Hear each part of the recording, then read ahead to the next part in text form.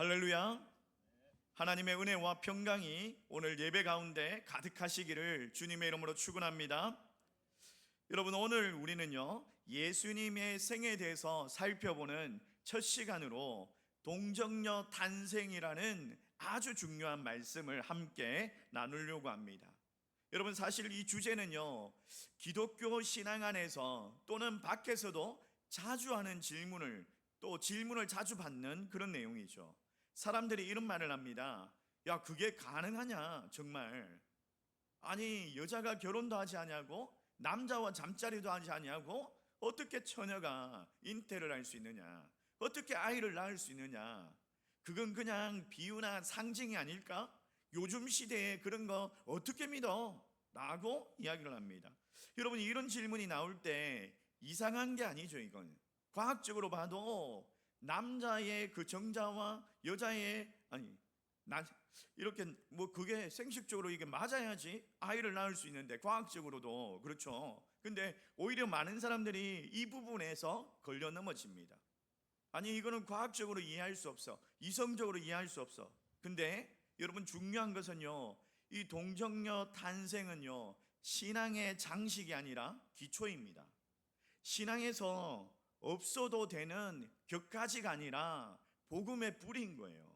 왜냐하면 동정녀 탄생이 무너지면 예수님은 더 이상 하나님이 아니고, 하나님이 우리 가운데 오신 그분이 아니라 그저 그냥 훌륭한 선생님 아니면 위대한 스승 이 정도밖에 될 것이 아니죠. 그렇게 되면 우리가 예배하는 대상도요 하나님이 아니라 사람일 수밖에 없는 거예요. 여러분, 우리가 하나님께 예배한다고 하지만 실제로 한 인간을 높이는 그런 신앙이 아니잖아요. 그래서 이 사단은요 늘 이 지점을 건드립니다. 정말 예수님이 하나님이냐? 바로 그 질문이 동정녀 탄생과 연결되어 있다라는 거예요. 여러분, 이런 이야기가 있습니다. 어느 날 은행에서 위조 지폐가 대량으로 발견이 된 거예요. 그래서 이제 지폐를 감별하는 전문가들이 왔습니다. 사람들이 물었어요. 가짜 지폐를 어떻게 그렇게 잘 찾아냅니까? 라고 물었어요. 그때 전문가가 이렇게 말을 한 거예요. 우리는 가짜를 붙잡고 연구하는 시간이 생각보다 많지 않습니다. 대신에 진짜 지폐를 너무 잘 만져봅니다. 너무 많이 만져보고 너무 잘 압니다. 진짜를 늘 보고 늘 만지고 늘 익숙하기 때문에 가짜를 만지면 그 가짜가 딱 티가 난다는 거예요. 딱 들어온다는 거예요. 여러분, 우리의 신앙도 비슷합니다. 이 동정녀 탄생 비판하는 말들보다 세상이 비판하잖아요. 이게 가능하냐, 이건 신화적이다, 이거는 말이 안 되는 소리다 라고 말하지만, 그런 말들보다는요 인터넷에 보면 책이나 영상에도 그런 것들이 많습니다. 하나하나 다 반박하려고 그렇게 하면 끝이 없습니다. 근데 우리가 해야 할 일이 뭐냐? 진짜를 확실하게 아는 거, 성경이 뭐라고 말하는지 정확하게 붙드는 거, 이게 우리가 해야 되는 거죠. 여러분, 성경을 알면 세상의 많은 주장들이 오히려 그래서 이걸 그렇게 공격하는구나 하고 보이기 시작하는 거죠. 가짜가 흔들어도 진짜가 단단히 붙들고 있으면 흔들리지 않습니다. 진짜가 단단하면요 흔들리지 않아요. 그래서 오늘 말씀을 통해서 우리는요 이 진짜 하나님의 말씀을 붙들고 또 함께 분명하게 우리의 신앙을 세울 수 있기를 주의 이름으로 축원합니다. 첫 번째, 이 동정녀 탄생은요 구약에서 예언되어 있는 하나님의 계획입니다. 마태복음 1장 22절과 23절 말씀 우리 같이 한번 읽어볼까요? 같이 읽습니다. 시작. 이 모든 일이 된 것은 주께서 선지자로 하신 말씀을 이루려 하심이니, 이르시되 보라, 처녀가 잉태하여 아들을 낳을 것이요 그의 이름은 임마누엘이라 하리라 하셨으니, 이를 번역한즉 하나님이 우리와 함께 계시다 함이라. 여러분, 마태가 예수님의 탄생을 설명하면서 이게 우연한 사건이 아니다라고 이야기하죠. 우연히 일어난 그런 사건이 아니야. 그가 분명히 이야기합니다. 이것은 이미 약속된 이야기다. 그러면서 이사야 7장 14절 말씀을 인용하고 있어요. 이 말씀은요 예수님이 탄생하기 700년 전에 기록된 말씀입니다. 그러니까 이사야가 어떻게 예수님이 탄생하실 것을 알았겠어요? 하나님께서 계시하셨고 하나님께서 계획하신 일이기 때문에 그걸 예언할 수 있었던 거죠. 자, 이사야 7장 14절 말씀 우리 같이 한번 읽어보겠습니다. 같이 읽습니다. 시작. 보라 처녀가 잉태하여 아들을 낳을 것이요 그의 이름을 임마누엘이라 하리라. 여기서 처녀라는 단어가 히브리어로 알마라는 단어예요. 이 단어는요, 단순히 젊은 여인 이런 단어가 아니라 남자를 알지 못하는 순결한 여인, 그런 단어를 말하고 있어요. 그리고 구약 성경이 헬라어를 번역할 때도 학자들이 이 단어를 파르테노스, 그러니까 분명하게 처녀라는 뜻으로 그 단어를 번역을 했습니다. 마태는 이 표현을 그대로 인용하면서 그리고 그대로 선언하고 있죠. 이게 바로 예수님의 탄생이 이루어졌다는 거예요. 하나님의 계획하심이고 하나님께서 예언하십니다. 사랑하는 성도 여러분, 이 동정녀 탄생은요, 갑자기 생긴 이야기가 아닙니다. 제자들이 만들어낸 전설 같은 그런 이야기가 아닙니다. 하나님이 오래전부터 계획하셨고 준비하셨고 약속하셨던 구원의 설계도인 거예요. 하나님은 적극적으로 일하지 않으셨어요. 하나님은 실수하지 않으십니다. 하나님은 약속하시고 반드시 이루십니다. 여러분, 어떤 건축가가 웅장한 건축물을 이제 설계를 할 때 이 설계도를 그리잖아요. 공사하기 전에 이미 설계도를 다 완성해 놓습니다. 근데 사람들은요, 공사를 하기 전에 이 설계도를 못 본 사람들은 이 땅만 보고 여기 무슨 건물이 올라갈까 이러면서 궁금해 하겠죠. 근데 설계도를 본 사람은 지금 아무것도 없을지라도, 아무것도 보이지 않아도 이미 모든 구조와 모양과 완성될 그런 계획도, 그런 설계도를 봤기 때문에 아는 거예요. 베들레헴의 마구간, 이게 우연이 아닌 거예요. 마리아의 그 잉태, 처녀의 잉태, 이게 돌발 사건이 아닌 거예요. 하나님이 이미 700년 전에 설계도와 같이 이걸 계획하셨던 거예요. 이미 창세 전부터 계획하셨던 거예요. 여러분, 우리는요, 현재만 보고 있지만 하나님은 역사 전체 통째로 보고 계시는 거죠. 이 말씀은 우리에게 아주 중요합니다. 이 말씀이 어떻게 중요하냐? 하나님의 말씀은 시간이 지나도 변하지 않는다. 그렇죠? 700년이 지나도 그 약속은 살아있다는 거예요. 그리고 700년 후에 이루어진 거죠. 그렇다면 지금 우리가 붙들고 있는 이 하나님의 말씀, 성경, 이걸 어떻게 봐야 될까요? 내가 너를 떠나지 아니하리라, 협력하여서 선을 이루신다, 구하는 자에게 주시리라. 이 약속의 말씀, 여러분, 우리의 눈에 보이지 않는 사항들이 있잖아요. 그러나 하나님의 말씀, 그 약속이 멀어지는 것이 아닙니다. 여러분, 하나님의 약속은요, 환경을 따라서 흔들리지 않습니다. 하나님의 시간은 인간의 시간과 다를 뿐이에요.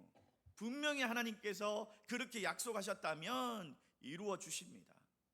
두 번째로, 하나님의 약속, 그 역사, 이걸 어떻게 봐야 되느냐? 이해되지 않아도 믿음으로 붙들어야 합니다. 여러분, 이사야 시대 사람들이 아마도 야, 어떻게 처녀가 잉태하냐? 이렇게 이야기를 했겠죠. 지금 우리처럼 이해하지 못했을 거예요. 그러나 이해되지 않더라도 하나님의 말씀이기 때문에 이게 거짓된 것이 아니다. 우리도 마찬가지죠. 지금 당장 설명되지 않아도 하나님의 약속이기 때문에 이루어 가고 계시는 거예요. 사랑하는 성도 여러분, 혹시 오랫동안 기도했지만 아직 응답이 보이지 않습니까? 혹시 정말 하나님이 일하고 계십니까? 이런 의심들이 서물서물 올라옵니까? 오늘 말씀을 통해서 기억하시기 바랍니다. 하나님의 약속, 이 하나님은 그 약속을 반드시 이루신다. 잊지 아니하신다. 하나님의 계획은 중단되지 않는다. 이 말씀을 기억하시기 바랍니다. 동정녀 탄생, 하나님의 약속을 지키신 분이죠. 가장 분명한 증거로 지키셨어요. 여러분의 가정에서도, 여러분의 자녀들에게도, 여러분의 기도 제목 위에도 하나님의 약속이 반드시 이루어지는 그런 은혜가 있으시기를 주의 이름으로 축원합니다. 여러분 말씀을 붙들고 끝까지 신뢰하는 믿음의 성도가 되시기를 주님의 이름으로 축원합니다. 두 번째로 예수님의 생애 이 동정녀 탄생은요, 동정녀 탄생은 예수님의 신성과 복음의 기초입니다. 마태복음 1장을 보면 동정녀 탄생은 매우 분명한 증거를 하고 있어요. 애매하게 말하고 있지 않습니다. 반복해서 강조하고 있죠. 마리아와 요셉이 동거하기 전이었다라고 이야기합니다. 마리아는요, 성령으로 잉태되었다라고 말합니다. 천사가 요셉에게 나타나서 또 설명합니다. 처녀가 잉태하였다라고 분명히 기록하고 있어요. 그리고 그 이름은 임마누엘, 하나님이 우리와 함께 계신다라고 뜻하고, 그리고 그는 하나님의 아들이시다라고 이야기하죠. 여러분, 이게 단순히 그냥 기적적인 이야기가 아니죠. 이건요, 하나님이 사람이 되어서 이 땅에 오신 사건, 성육신의 시작인 거예요. 예수님은 특별한 인간이 아니라 예수님이 뭐 반은 하나님이고 반은 사람이고 이게 아니죠. 그분은요, 완전한 하나님이시면서 동시에 완전한 사람이십니다. 왜 이게 중요하냐? 만약 예수님이 그냥 인간 아버지에게서 태어나셨다면 그분 역시 아담의 후손으로서 제 아래서 원죄로 태어나실 수밖에 없는 거예요. 근데 성령으로 잉태되셨기 때문에 그분은요, 제 계보가 아니라 아담의 계보에 속하지 아니하고 죄가 없이, 원죄가 없이 태어나신 거죠. 그래서 성경은 말합니다. 한 사람 아담을 통해 죄가 들어왔고 한 사람 예수 그리스도를 통해 은혜가 구원이 들어왔다라고 말합니다.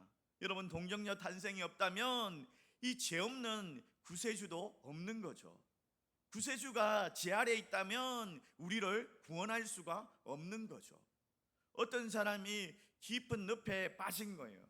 여러분, 늪이 뭔지 아시죠? 그냥 이 늪에 빠지면은 그냥 시간이 지나면 지날수록 계속 빠져 들어가잖아요. 계속 빠져 들어갑니다.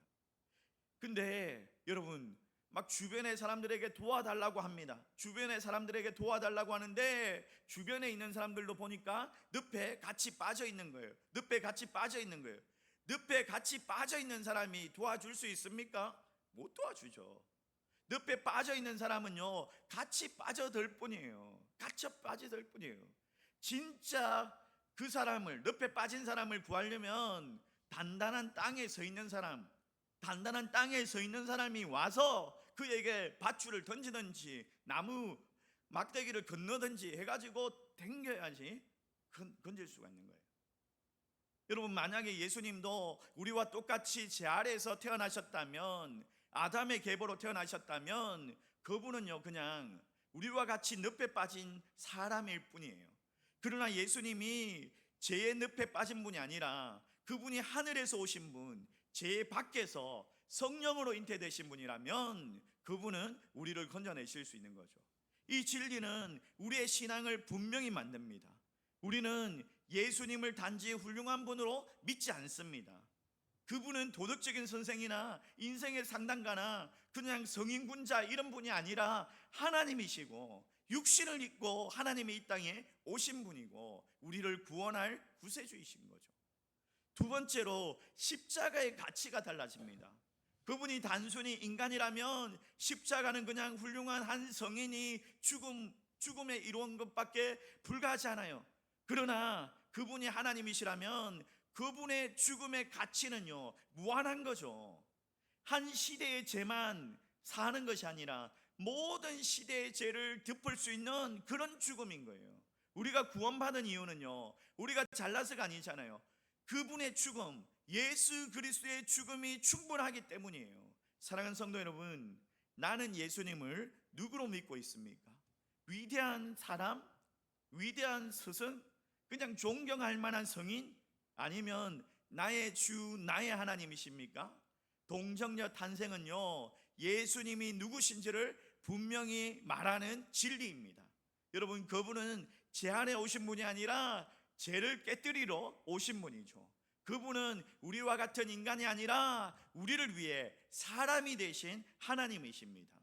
그 예수님을 더욱더 분명히 알고 더욱 확신하면서 더욱 담대히 고백하는 저와 여러분 되시기를 주의 이름으로 축원합니다. 여러분 십자가의 은혜를 더욱 깊이 붙드는 믿음의 사람 되시기를 소망합니다. 세 번째로 이 동정녀 탄생은요, 우리의 삶에 실제적인 의미가 있습니다. 이 동정녀 탄생은 어려운 신학적인 이론이 아니에요. 이 진리는 오늘 우리의 구원과 직결되어 있는 그런 말씀이죠. 첫 번째로 우리의 구원을 위한 하나님의 계획이었다. 예수님은 죄 없이 태어나셨잖아요. 그래서 우리 대신에 십자가를 지실 수 있었던 거죠. 죄인이 다른 사람의 죄를 대신해서 할 수가 없잖아요. 자기도 죄인인데 다른 사람의 죄를 대신한다? 그럴 수가 없는 거예요. 그러나 죄가 없으신 예수님께서 죄 많은 우리를 위해서, 죄인인 우리를 대신해서 그렇게 십자가에서 죽으시고 우리의 죄값을 지불하신 거죠. 구원의 근거는요, 우리의 선함이 아니라 예수 그리스도의 완전하심, 예수 그리스도의 죄 없으심, 여기에 있는 거예요. 여러분, 십자가의 은혜를 더욱더 확신할 수 있는 성도 되시기를 소망합니다. 구원의 기쁨을 누리며 살 수가 있어요. 두 번째로 우리의 중보자가 되시기 위한 계획이었다. 자, 디모데전서 2장 5절 말씀 우리 같이 한번 읽어볼까요? 같이 읽습니다. 시작. 하나님과 사람 사이에 중보자도 한 분이시니 곧 사람이신 그리스도 예수라. 여러분, 예수님은 하나님이시기 때문에 능력이 있으시잖아요. 사람이시기 때문에 또 우리의 아픔을 이해하시잖아요. 그래서 예수님은 우리가 예수님의 이름으로 기도할 수가 있는 거예요. 그분은 우리의 사정을 다 아십니다. 인간의 몸으로 이 땅에 오셨기 때문에 우리의 모든 사정을 다 아십니다. 그렇기 때문에 우리는요, 주님께 더욱더 담대히 나아갈 수 있는 거예요. 그래서 우리는요, 기도의 자리에서 예수 그리스도를 만나고 그 예수 그리스도를 만남으로 인해서 힘을 얻고 그렇게 살아갈 수 있는 거예요. 사랑하는 성도 여러분, 동정녀 탄생은요, 예수님이 누구신지를 보여주는 진리입니다. 우리의 구원을 가능하게 하시는 그 하나님의 계획입니다. 이 복음 위에 더욱더 굳게 서는 성도 되시기를 소망합니다. 사랑하는 성도 여러분, 우리는 분명히 알아야 합니다. 신앙의 중심이 사람에게 옮겨지는 순간 복음은요, 왜곡되기 시작합니다. 가톨릭은 교황의 무호서를 주장합니다.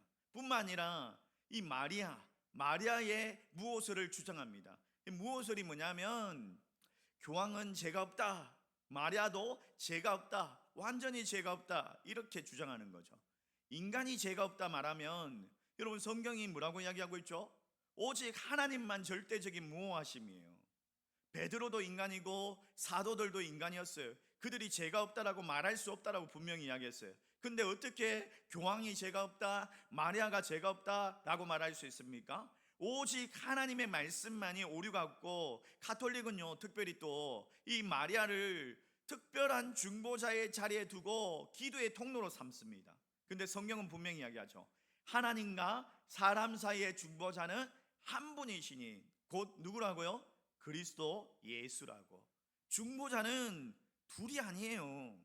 보조 중보자 필요 없습니다. 오직 예수 그리스도 한 분만으로 충분합니다.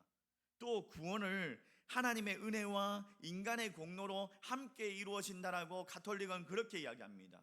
그러나 성경은 이렇게 이야기하죠. 분명히 이렇게 이야기합니다. 우리 같이 한번 읽어볼까요? 같이 한번 읽어봅시다. 시작. 너희가 그 은혜에 의하여 믿음으로 말미암아 구원을 받았으니 이것은 너희에게서 난 것이 아니요 하나님의 선물이라. 우리 인간으로 되는 것이 아니래요. 어떤 제도나 법으로 전통으로 그것으로 구원의 자리에 설 수 없다. 구원은 협력해서 이루어지는 것이 아니야. 전적인 하나님의 은혜이다, 하나님의 선물이다 라고 말하고 있죠. 사랑하는 성도 여러분, 이 동정녀 탄생은요, 마리아가 중심되는 게 아닙니다. 교회의 근위가 중심되는 것이 아닙니다. 어떤 인간도 아닙니다. 오직 육신을 입고 이 땅에 오신 하나님, 예수 그리스도입니다. 하나님이신 예수 그리스도. 우리가 정말 놀라워해야 할 것은요, 처녀가 잉태했다라는 사실이 아니라 그 일을 가능케 하신 하나님의 능력인 거죠. 여러분, 강조점이 뭐냐? 이게 사람에게 있지 않다라는 거예요. 사람에게 있지 않다. 구원을 이루시기 위해서 친히 이 땅에 오신 하나님께 있다라는 거예요.